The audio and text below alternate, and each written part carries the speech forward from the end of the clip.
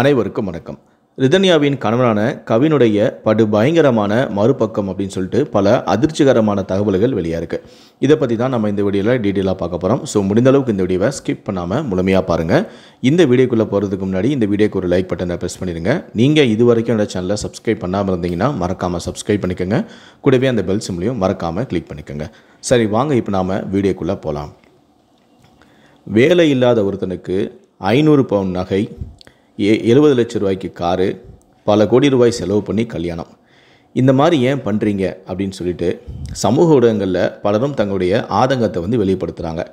எத்தனையோ பேர் நல்லா படிச்சுட்டு நல்ல ஒரு வேலையில் இருக்கும்போது பணத்தோடு தான் சேரணும் அப்படின்னு நினச்சி இப்படி வேலையில்லாத ஒருத்தனுக்கு கோடிக்கணக்கில் பணத்தை செலவு பண்ணி இப்படி குழந்தையவே பறி கொடுத்துட்டீங்களே அப்படின்னு சொல்லி ரிதன்யாவை அப்பாவை பல பேர் ஒரு பக்கம் திட்டிட்டு தான் வராங்க. நல்ல ஒரு பையனாக பார்த்து நடுத்தர குடும்பத்தில் அவனை உங்கள் பொண்ணுக்கு கல்யாணம் பண்ணி வச்சு அவனுக்கு நீங்கள் ஏதாவது சப்போர்ட் பண்ணி பிஸ்னஸ் பண்ணுற ஐடியா இருந்தால் அவனுக்கு நீங்கள் சப்போர்ட் பண்ணியிருந்தீங்கன்னா அவன் அவங்கள தலைமையில் வச்சு கும்பிட்டுருப்பான். உங்கள் பொண்ணையும் தாங்குன்னு வச்சு தாங்கியிருப்பான். நல்ல ஒரு லைஃப் உங்கள் பொண்ணுக்கு கிடச்சிருக்கும்.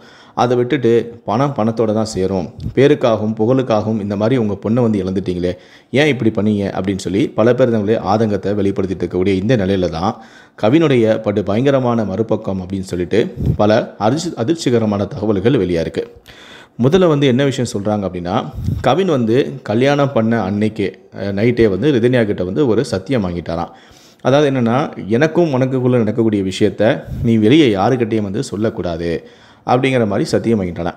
ரிதன்யாவும் நல்ல ஒரு மெச்சூரிட்டியான ஒரு பொண்ணு தானே, அவங்களும் சரி நான் யார்ட்டையும் சொல்ல மாட்டேன், நமக்குள்ளே இருக்கட்டும், எதுவாக தான் நமக்குள்ளே பேசி முடிச்சுக்கலாம் அப்படின்னு சொல்லிட்டு அவங்களும் யதார்த்தமாக கவினை பற்றி தெரியாத சமயத்தில் அவங்களும் அந்த சத்தியத்தை பண்ணி கொடுத்துட்டாங்களாம்.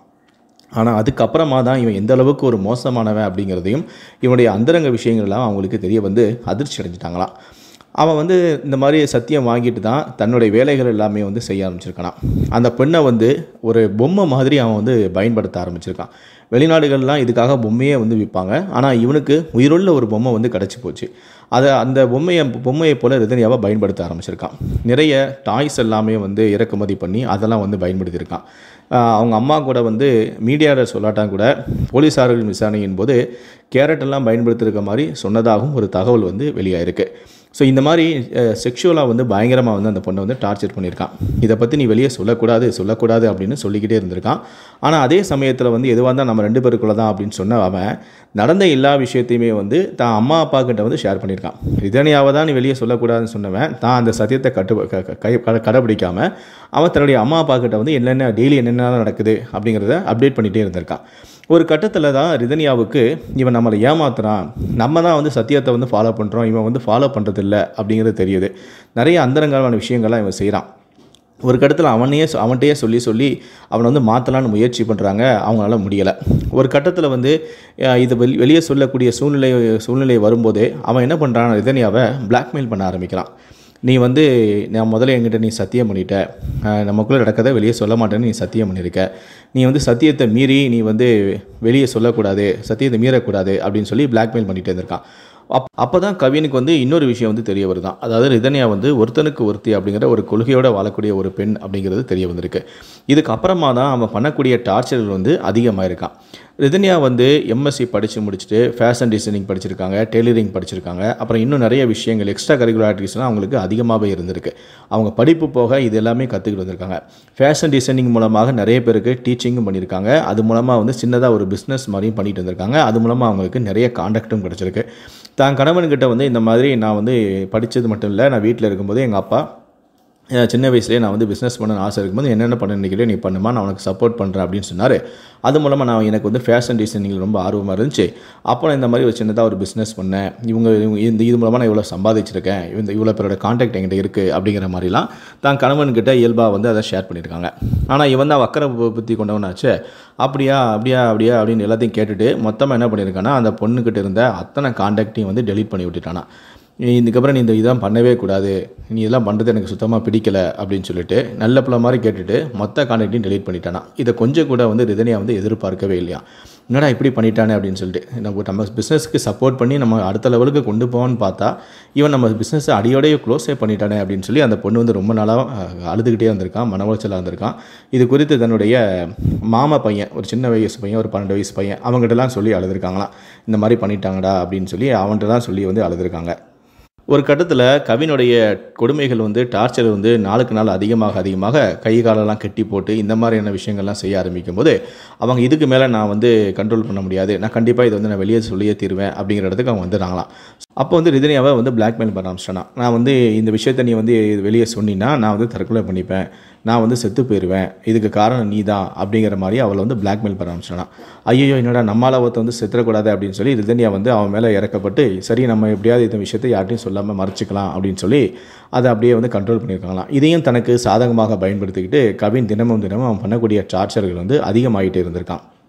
அது மட்டும் இல்லை, கவினுடைய அம்மா அப்பா வந்து தன்னுடைய மனைவியான ரிதன்யாவை திட்டுறதை கூட அவன் வந்து ரசித்து வேடிக்கை பார்த்துக்கிட்டே இருப்பானான். அதே மாதிரி வந்து கல்யாணம் ஆன புதுசில் வந்து நிறைய விருந்துக்கெலாம் வந்து போயிருக்காங்க. அதாவது கவினுடைய ஃபேமிலியை வந்து நிறைய பேர் விருந்து கொடுத்துருக்காங்க.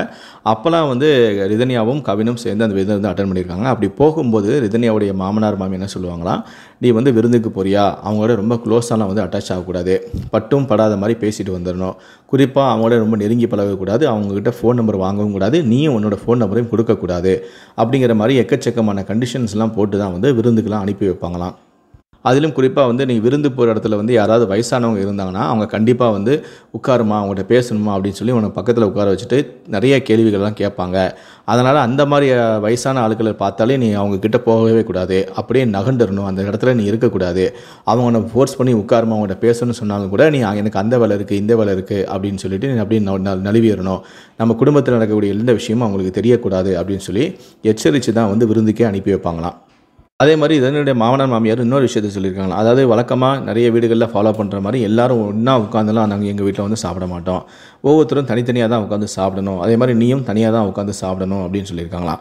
இப்படி சொன்னதால் வந்து ரிதன்யா வந்து சாப்பிடும்போது ஐயோ நம்ம வந்து அதிகமாக எடுத்துருவோமோ, நம்ம வந்து சாப்பிட்டதால் மற்றவங்களுக்கு இல்லைன்னு சொல்லிட்டு நம்மக்கிட்ட வந்து சண்டை போடுவாங்களோ அப்படின்னு சொல்லி வீட்டில் வந்து எல்லாரும் சாப்பிட்டு முடிகிற வரைக்கும் அவங்க வந்து பசியோடவே வெயிட் பண்ணிகிட்டே இருப்பாங்களாம். எல்லோரும் சாப்பிட்டுட்டாங்களா அப்படின்னு பார்த்த பிறகு தான் வந்து அவங்க கடைசியாக தான் உட்காந்து தனியாக உட்காந்து சாப்பிடுவாங்களாம். நம்ம எங்கே முன்னாடியே உட்காந்து சாப்பிட்ட பிறகு நம்ம தான் எல்லாத்தையும் எடுத்து சமைச்சு வச்சதெல்லாம் இவ சாப்பிட்டுட்டா அப்படின்னு சொல்லி நம்ம கிட்ட சண்டை போடுவாங்களோ, அதனால் ஏதாவது பிரச்சனை வந்துடுமோ அப்படின்னு சொல்லி பயந்து அந்த பொண்ணு வந்து ஒழுங்காகவே சாப்பிட மாட்டாங்களாம். ஒரு நாள் வந்து தன்னுடைய மனைவியான ரிதன்யாவை வெளியே கூட்டிகிட்டு போயிருக்கான். ரிதன்யாவுக்கு வந்து புதுசாக வந்து துணிமணி எல்லாமே வாங்கி கொடுத்துருக்கான். அப்போ ரிதன்யா வந்து இல்லை இது எனக்கு வேண்டாம், ஏற்கனவே நிறைய இருக்குது, இது வேண்டாம் அப்படின்னு சொல்லியிருக்காங்க. இவன் வந்து இல்லை இருக்கட்டும் அப்படின்னு சொல்லிட்டு இவன் தான் வந்து கம்பல் பண்ணி ஃபோர்ஸ் பண்ணி வாங்கி கொடுத்துருக்கான். சரி நம்ம கணவர் வந்து வாங்கி கொடுக்குறாரு எப்படி மறுக்கிறது அப்படின்னு சொல்லிட்டு ரிதன்யாவும் அதை வந்து வாங்கிட்டு வந்துட்டாங்களாம். அதுக்கப்புறம் வீட்டுக்கு வந்த பிறகு இந்த மாதிரி திடீர்னு ட்ரெஸ்ஸோட வந்ததை பார்த்ததுமே அவருடைய அப்பாவுக்கு வந்து செம கோபம் ஆகிட்டான். ஏன்னா ஏற்கனவே வந்து இந்த மாதிரி சொன்ன மாதிரி நகை போடவே இல்லை, கொஞ்சம் தான் போட்டிருக்காங்க, மீதி நகை இன்னும் கொடுக்கவே இல்லை அப்படிங்கிற மாதிரி அவங்க அப்பா வந்து ஏற்கனவே ரிதன்யா கிட்ட மீதி நகையை வந்து வாங்கிட்டு வாமா அப்படிங்கிற மாதிரிலாம் சொல்லியிருக்காராம். ஒரு நாள் வந்து ரிதன்யா வந்து அவங்க அப்பா வீட்டுக்கு போகும்போது ரிதன்யாவை கூப்பிட்டு இவரே ஓப்பனாகவே பேசியிருக்காராம், மாமனாரே பேசியிருக்காராம். இந்த பாருமா இந்த மாதிரி உங்கள் அப்பா வந்து இவ்வளோ நகை போடுறேன்னு சொல்லியிருந்தாரு, ஆனால் இவ்வளோ தான் போட்டிருக்காரு, ஆனால் வந்து மீதி நகையை நீ போடவே இல்லையே, நீ உங்கள் அப்பா கிட்ட அப்படியே லைட்டாக பேச்சு வாக்கில் இதை கேளுமா, நான் கேட்டேன்னு சொல்லி நீ கேட்காதம்மா அப்படிங்கிற மாதிரிலாம் சொல்லி அனுப்பி வச்சுருக்காராம். ரிதன்யாவும் தன்னுடைய அப்பா கிட்ட போயிட்டு அப்பா இந்த மாதிரிலாம் வந்து அவங்க கேட்குறாங்கப்பா அப்படின்னு சொல்லிட்டு அப்பா கிட்டே வந்து ஓப்பனாக இந்த விஷயத்தையும் வந்து சொல்லியிருக்காங்களாம். ஸோ அந்த மாதிரி அவங்க வந்து இன்னும் நகையை போடவே இல்லை, ஆனால் இந்த மாதிரி அவங்களுக்கு தேவையான பொருள்லாம் நம்ம வந்து வாங்கி கொடுக்கணுமா, ட்ரெஸ்ஸெல்லாம் நம்ம வாங்கி கொடுக்கணுமா அப்படின்னு சொல்லிட்டு அவங்க வந்து கோவத்தில் இருக்கும்போது தான் அவங்க இந்த ட்ரெஸ்ஸோட ரிதன்யா வந்து போயிருக்காங்க. அதை பார்த்ததுமே அவர் கடுப்பாகி ரிதன்யாவை வந்து நிற்க வச்சு ரொம்ப நேரமாக வந்து திட்டிக்கிட்டே இருந்திருக்காராம். அவன் வாங்கி கொடுத்தா நீ வாங்கிப்பியா, வாங்கிப்பியா, நீங்கள் என்ன அவ்வளோ பெரிய ஆளா இவ்வளோ பெரிய ஆளா அப்படிங்கிற மாதிரிலாம் வந்து பேசியிருக்காரு. ஆனால் அப்போ கூட வந்து கவின் வந்து தான் அப்பா கிட்ட போயிட்டு இல்லைப்பா நான் தான் வந்து ரிதன்யா வேணாம் தான் சொன்னான், நான் தான் வாங்கி கொடுத்தேன் அப்படிங்கிற மாதிரி எதையுமே வந்து அவன் சொல்லலையாம். அப்பா திட்டதை ஒரு ஓரமாக இருந்து ரசித்து வேடிக்கை பார்த்துட்டே இருந்திருக்கானாம். அதே போல் வந்து ரிதன்யாவுடைய மாமியாரும் ரிதன்யாவை வந்து எல்லா வேலைகளும் வீட்டு வேலைகளையும் செய்ய வச்சுருக்காங்களாம்.